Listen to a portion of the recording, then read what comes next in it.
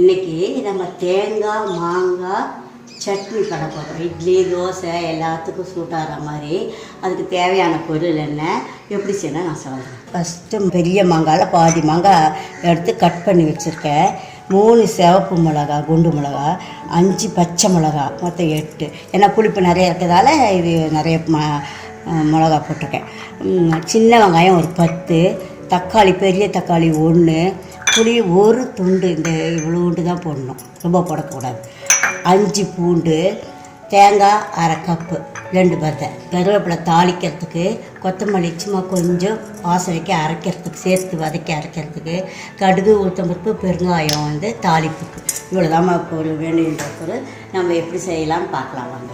அடுப்பை பற்ற வச்சு கடாயை வச்சாச்சு. அது சும்மா வதக்கிறதுக்கு தேவையான அளவு எந்த எண்ணெய் வேணால் போட்டுக்கோங்க. நல்லெண்ணெய் கல்லெண்ணெய் உங்களுக்கு வேணுன்ற எண்ணெயை போட்டுக்கோங்க. நல்லா மிளகாவை போட்டுக்கலாம். சிவப்பு மிளகாயும் பச்சை மிளகாயும், பூண்டு 5 பல் அதையும் போட்டுருங்க.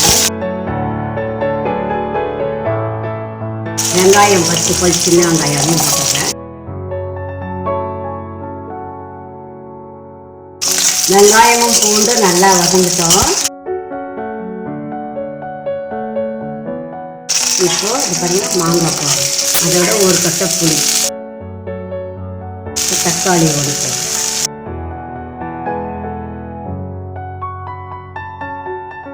கொத்தமல்லி போடுறேன். அது மேலே தேங்காயும் போட்டேன்.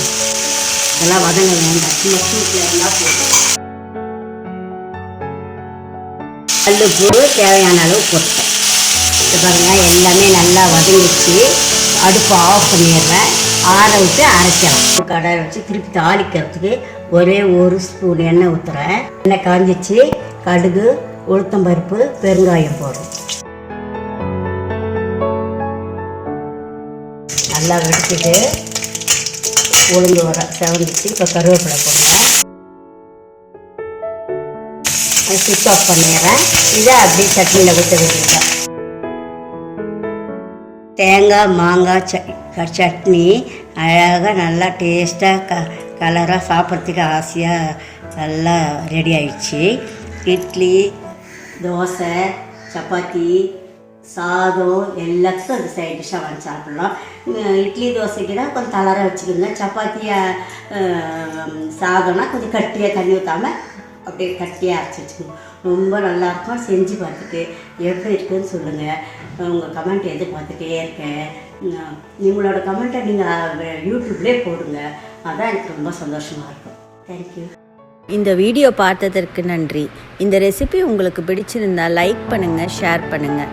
என்னுடைய சேனலுக்கு சப்ஸ்கிரைப் பண்ணுங்கள். பெல் பட்டன் அழுத்துனீங்கன்னா புதுசாக அப்லோட் பண்ணுற வீடியோ உங்கள் நோட்டிஃபிகேஷனுக்கு வரும்.